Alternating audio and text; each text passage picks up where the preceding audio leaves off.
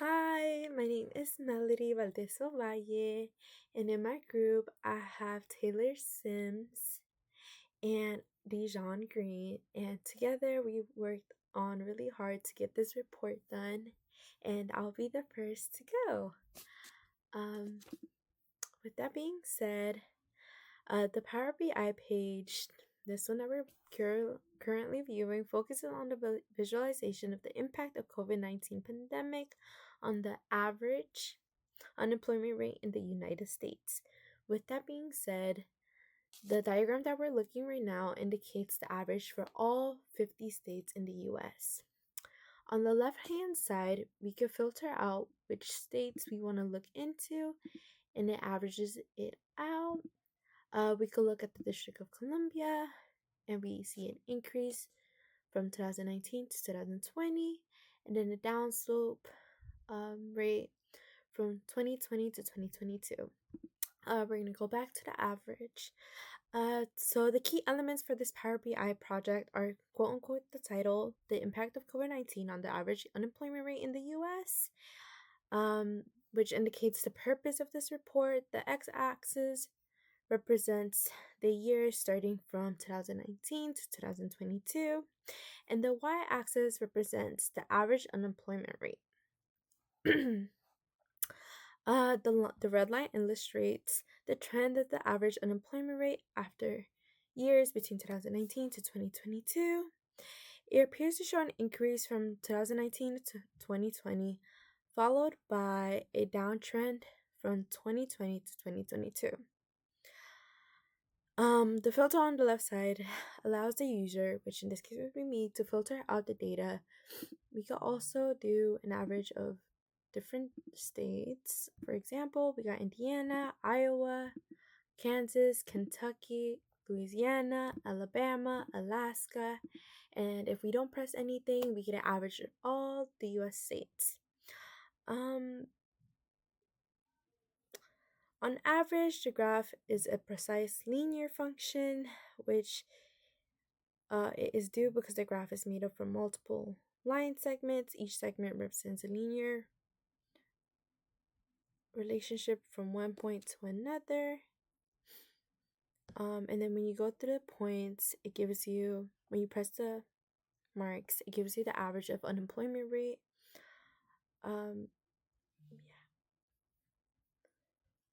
And then we could look into the other ones. They also have segments, in which the segment varies by state.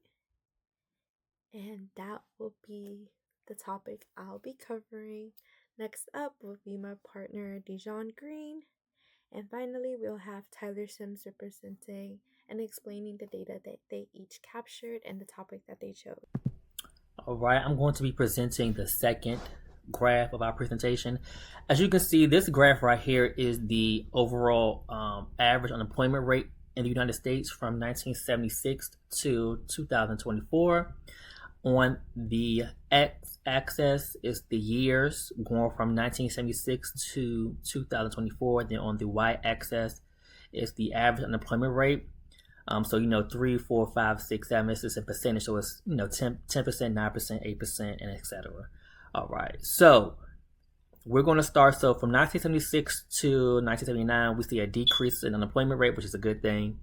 But then from 1979 until 1984, we see an increase, and that was due to the 1980 recession, which is also referred to as the Reagan recession. So that's why you see an increase from 1979 to 1984. Okay, and then from that period, from 1983 all the way down to 1989, we see a decrease. But then once again after that year, we see a slight increase from 5.32% to 7%, and that was due to the 1991 recession, which was primarily due to the Gulf War that happened during that time frame. Okay, so then it dropped from 7% in 1992 to 4% in 2000.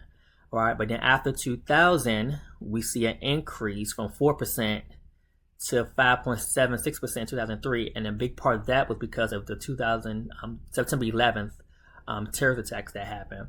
Okay, and also a part of it too was a lot of manufacturing jobs were lost also during this time frame as well. Okay, then from it went from 5.76% in 2003 to 4.5% in 2007, which is a good thing. We saw a decrease, but then after that, we see an increase from 4.5% to 8.86% from 2007 to 2010, and that was due to the 2008 recession, which was also known as the Great Recession, right? So then we see a major decrease from 8.86% in 2010, and we got it all the way down to 3.66% in 2019. But once again, we see an increase again from 2010 to 2020, and that was due to had a lot to do with COVID, right?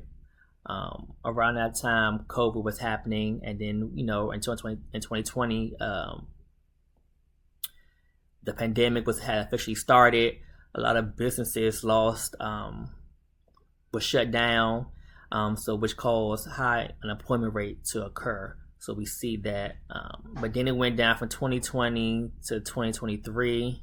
We see a decrease to from 6.59% to 3.37%, right? And like I said, this is just the average rate overall in the United States. Like I said, we could click on DC where we're currently at. You see a similar trend. As you can see, you see a similar trend line with the at the same as the overall average, 1979, 1982, Reagan. So you saw an increase, see a decrease again. And then around this time, 1991, 1982, you see a slight increase because of the Gulf War, decrease. And then once again, you see 2000, 2001, September 11th, manufacturing jobs were lost. So you see that. And then once again, you see a slight little increase here, but then you see the major increase again and after 2007 because of the Great Recession during that time frame, during Obama era, you see a decrease. And then you see another uptick in 2000 after 2019 due to COVID, and you see another drop. So you see a similar pattern when you click on each state. You see a slide pattern. It increases during those turbulent times during the recessions. This is Georgia, Hawaii. So yeah, with each one, you see a similar uptick and decrease around those times during the Reagan recession, during the 1991 recession, during the Gulf War, 2008 recession, and then the 2020 recession, which was during the COVID pandemic. All right, thank you. Hello, everyone. Today I'll be presenting two reports I created in Power BI, both focusing on unemployment trends. The first report analyzes the average unemployment rate by state from 1976 to 2024, showing long-term state-level patterns. The second report examines average unemployment rate by average unemployment rate by month over the last 10 years, revealing seasonal fluctuations. Unemployment trends matter because they impact the economy, businesses, and individuals. High unemployment can signal economic downturns, reduce consumer spending, and strain government resources. Understanding these trends helps policymakers, businesses, and job seekers make informed decisions about hiring, budgeting, and workforce planning. So for the first report, I used a tree map to display the average unemployment rate by state over the past 48 years. The tree map helps visually compare unemployment rates by showing states as proportional rectangles. The higher the unemployment rate, the larger and darker the box. Some key findings I found are that West Virginia has the highest average unemployment rate. This largely could be due to their resilience or their reliance on the coal industry, which has declined over the years. Other contributing factors could be limited industry diversification, leading to fewer job opportunities outside of coal, Um, Another factor could be lower educational attainment, which can lead to fewer high-skilled jobs being available. And then another is population decline, fewer people, which is fewer people to support the job market growth. Um, in comparison, we could see West Virginia with their average unemployment rate of 10.73 in comparison with other states like Delaware, where you could see there's a major difference, meaning that, yeah, on average, Delaware has had the lowest unemployment rate since 1976. All right, now let's look at the average unemployment rate by month. For my second report, I used a line or bar chart in Power BI to track average unemployment rates by month over the past 10 years. Some key findings I found were or really patterns that I found where unemployment is consistently higher in January and the later months of the year. Um, this pattern is mainly caused by what I believe to be seasonal layoffs, like retail layoffs. Many stores hire extra workers for the holiday season, but cut them in January. Another reason could be construction and tourism slowdowns. Cold weather and lower travel demand lead to temporary job losses. Another could be year-end budget cuts. Companies reassessing finances may lead to them laying off employees and to reduce costs.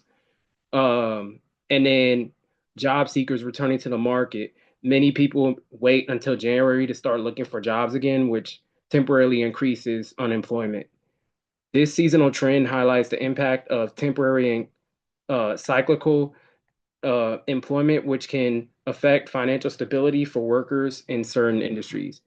And so, yeah, as you can see, yeah, looking at the graph or at the chart, you could see that at the beginning of every year, January in 2010, the unemployment rates on average are way higher compared to the middle of the year. And we see this consistently from 2010 all the way throughout 2020.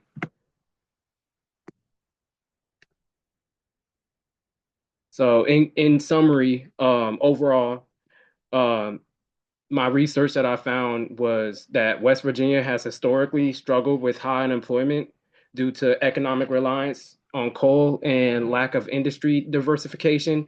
And unemployment tends to rise in January and late in the year due to seasonal job losses and budget related layoffs. These trends are important because they help businesses, workers, and policymakers anticipate workforce shifts and make informed decisions. Moving forward, it would be interesting to explore how unemployment trends have changed due to remote work and automation. Thank you.